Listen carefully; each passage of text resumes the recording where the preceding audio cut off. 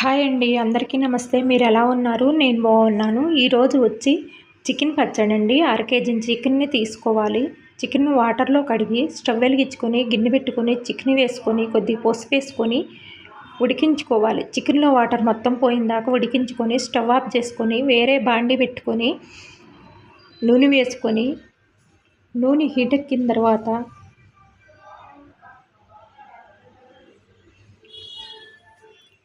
ఉడికించి పెట్టిన చికెన్ను నూనెలో వేసుకోవాలి. చికెన్ను వేపుకోవాలి.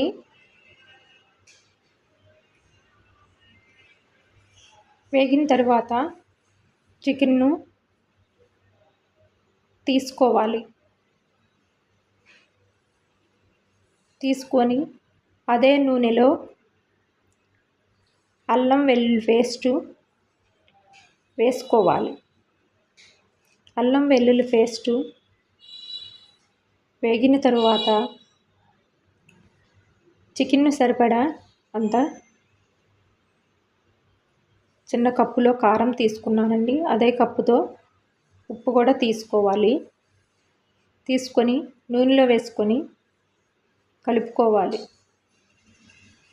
కొద్దిగా గరం మసాలా కూడా వేసుకొని కలుపుకోవాలి. కొత్తిమీర వేసుకొని వేగనివ్వాలి. వేగిన చికెన్ ముక్కలను కారంలో వేసుకొని కలుపుకోవాలి.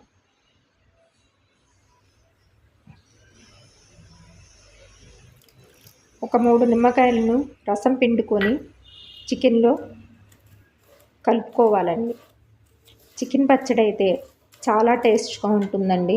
చికెన్ పచ్చడి రెడీ అయిందండి. ఈ వీడియో నచ్చితే లైక్ చేయండి, షేర్ చేయండి, సబ్స్క్రైబ్ చేయండి. ఒక్క లైక్ ఇవ్వండి, మాకు ఎంతో సపోర్ట్గా ఉంటుంది. Thank you.